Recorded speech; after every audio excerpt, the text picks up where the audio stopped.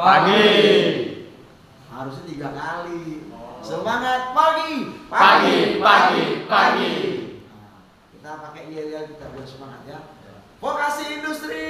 Kreatif, inovatif, kompeten, siap kerja. Oke, siap kerja? Siap. Oke, ya. Karena mau siap kerja otomatis kita harus mempersiapkan diri untuk kerja. Salah satunya kita untuk mempersiapkan diri untuk kerja adalah belajar di pengolahan karet. Kenapa? Karena pengolahan karet salah satu pelajaran yang menghasilkan produk. Nah, ya.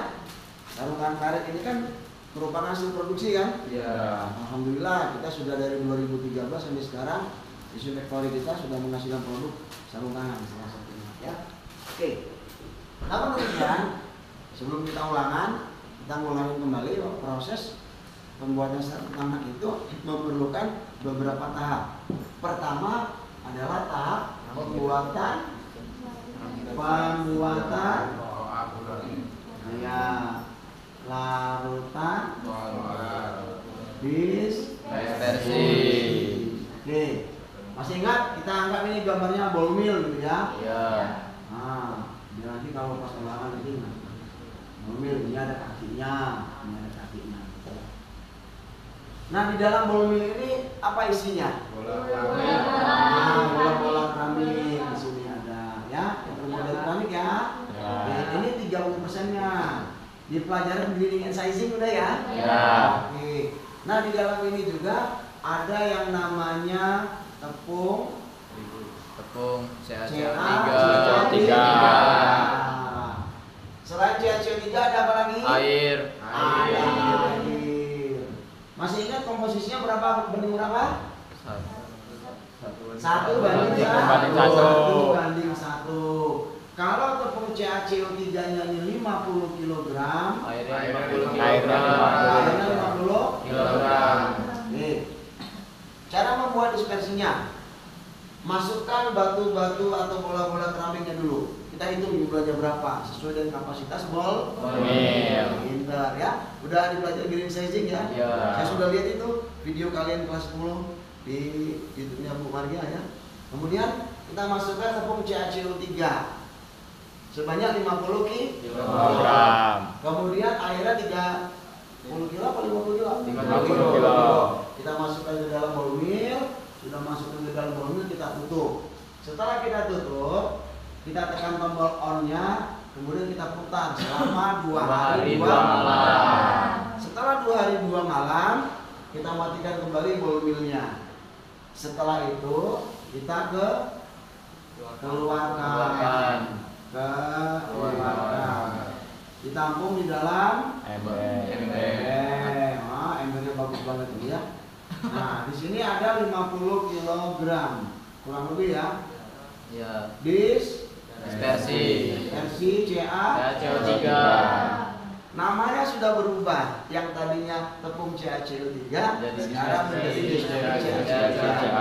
Bentuknya seperti pasta. Sudah pernah pegang ya? Oke. Selesai nih. Langkah pertama. Jadi kalau ada yang nanya proses pembuatan sarung itu dimulai dari pembuatan dispersi koagulan maupun dispersi latex. Jangan langsung main celup doang. Ada kan di videonya pertama-tama kita celupkan dalam melakukan koagulan. Iya kan? Lah bagaimana menyelup ke koagulan kalau koagulannya belum ada, ya enggak? Iya. Dispersinya belum ada. Koagulan siapa yang mau dicelupkan ini? Ya kan? Banyak tuh di sini. Makanya karena kita mau uji kompetensi tentang sarung tangan harus dari awal kita mulai supaya enggak salah paham. Ya. Dispersinya sudah jadi, baru kita membuat larutan koagulan.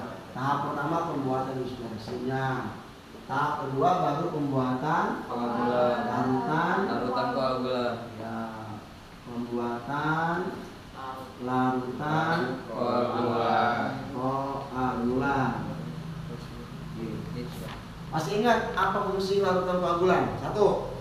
Melekatkan latex pada untuk merekatkan latex pada polymer yang sudah ada larutan koagulan dan membentuk sesuai bentuk yang diinginkan. Kalau bentuknya sarung tangan jadinya sarung tangan. Ya.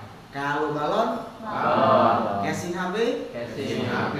alas kaki, Alas kaki. benang karet. Benang karet. Gak mungkin cetakannya casing HP jadinya HP. Ya. Kemudian yang kedua fungsinya, jangan lupa bagian pembedah, ya untuk membedah pada bagian yang dalam. Kalau dispersi CaCO3-nya nggak ada, ya dispersi CaCO3-nya nggak ada, maka sarung tangan sudah dijamin pasti lengket. Waktu dilepasnya akan susah dan sulit ya.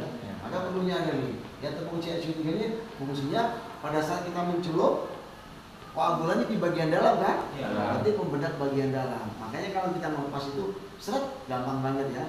Karena ada dispersi CaCO3-nya. Kemarin ada yang mendapatkan nggak former yang nggak ada koagulannya ternyata? Nggak ada. Oh yang hari Kamis ya.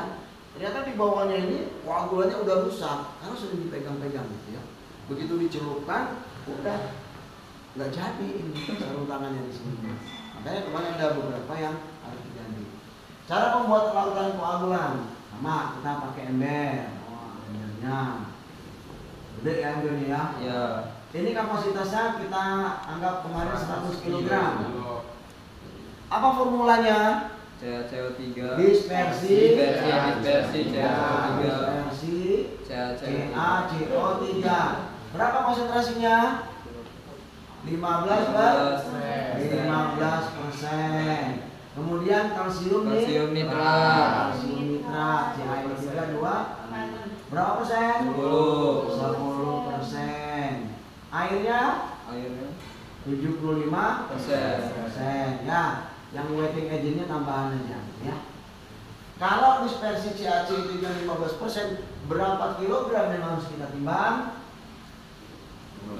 Halo? Berapa kilo? Berapa? 5? Gimana cara nyari 15? 15 per 100 kali 100 kilo. Jadi di sini 15 kilogram. Kalsium nitratnya 10 kilogram, sisanya 75 kilogram. Ya, begitu. Nah, ke semua ini dimasukkan ke dalam ember ini. Setelah semua ini dimasukkan, kita aduk.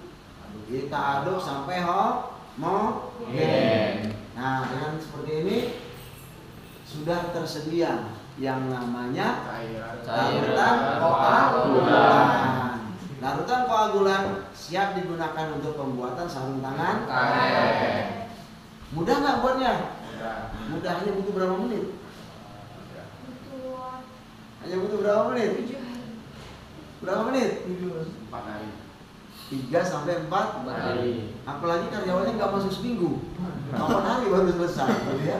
Ya, pada prinsipnya untuk membuat larutan koagulan itu kita butuh waktu 2 hari untuk pendispersian di bawah mil ya. Kalau hari itu langsung dia buat ya hanya butuh waktu 2 hari setengah. Nah, pada saat dispersi tadi kita buat ini terkait dengan pelajaran grinding and sifting. Pada saat kita pembuatan larutan koagulan terkait dengan pelajaran mixing. Nah, seperti itu ya. Oke, larutan koagulan siap digunakan untuk pembuatan sarung tangan. Ada pertanyaan habis ini? Ada. Enggak? Ada pertanyaan enggak? Nanti kalau ada soalnya seperti ini, udah bisa jawab ya. Kalau ada yang nanya, gimana sih cara membuat larutan koagulan? Ya penjelasannya seperti ini aja. Nah, wetting agent ini biasanya kita tambah dikit aja, 0,01%. Ya, di bukunya nggak ditulis ya. Nah, apa fungsi wetting agent? Pemecah busa. Pemecah busa. Kalau larutan koagulan itu nggak ada pemecah busanya, maka koagulan itu akan banyak sekali busanya. Dampaknya apa? Kalau banyak busa, ya. Kenapa? Cepat murang. Apalagi? Halo? Es krim 3 nggak ada yang keluar hari ini kalau ada yang nggak jawab. Ya kalau dia itu ada gelembung-gelembung dia akan ya, larutan koagulan tidak akan rata dan membuat sarung tangan akan lengket ataupun bolong. Bahasa Koreanya bolong. Makanya Makanya nggak boleh ada kotoran, nggak boleh juga ada busa. Hanya harus disaring. Nah, kabar baiknya kalau kita saring masih juga ada busa, fungsi wetting agent mereknya apapun juga ada nih ya. Dia berfungsi, siap komandan, saya akan ratakan larutan koagulan pada formermu. Dengan saya ratakan, insya Allah sarung tangan kalian tidak akan bolong. Itu tugas saya, siap komandan. Atas si wetting agent tadi, dia aja nggak kedengaran ngomongnya sama CACU 3 sama kalsium nitratnya ya. Jadi itu ya fungsinya ya. Kalau kalsium karbonat tadi fungsinya sebagai pembedak bagian dalam tangan, kalsium nitrat adalah untuk merekat latex kompon ya, menjadikan bentuk yang diinginkan. Air sebagai pelarut wetting agent untuk pemecah busa. Mungkin itu saja untuk materi koagulan. Nanti kita lanjutkan materi berikutnya tentang pembuatan latex kompon. Terima kasih. Assalamualaikum warahmatullahi wabarakatuh. Waalaikumsalam warahmatullahi wabarakatuh. Sudah?